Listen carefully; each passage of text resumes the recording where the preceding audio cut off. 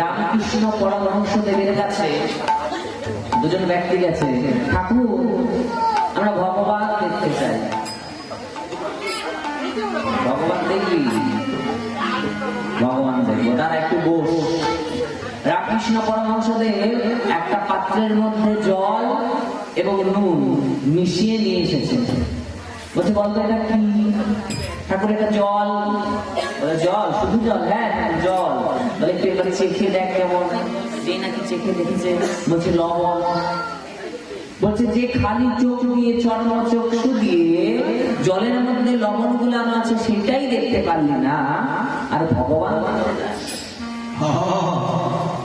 সাধারণ চোখ দিয়ে ভগবান দেখা সম্ভব? এই সাধারণ চর্ম চক্ষু দ্বারা ভগবান দেখা সম্ভব নয়।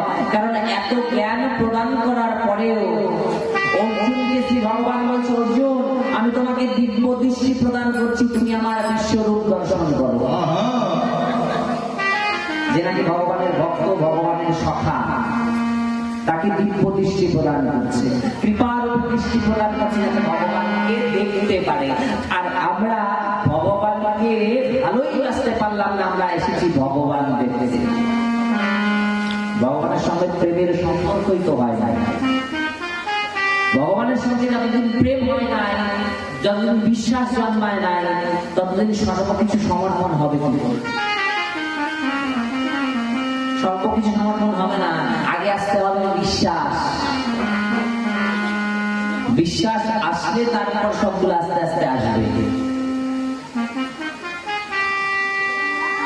বিশ্বাসে মেলায় বস্তু, তর্কে বহুদূর।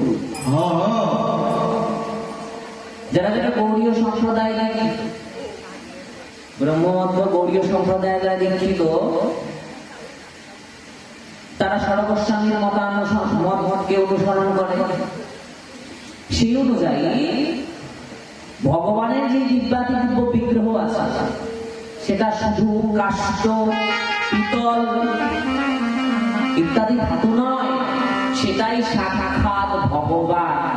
সেটাকে যদি ধাতুর জ্ঞান করা হয় তাহলে অপরাধ হয়ে যাবে। আমরা ধাতু পুজো করি না, আমরা পিতল পুজো করি না, আমরা পাথর পুজো করি না, আমরা ভগবানের পুজো করি। ওটা পাথর নয়, ওটা পিতলের গোপাল নয়, ওটা ভগবান।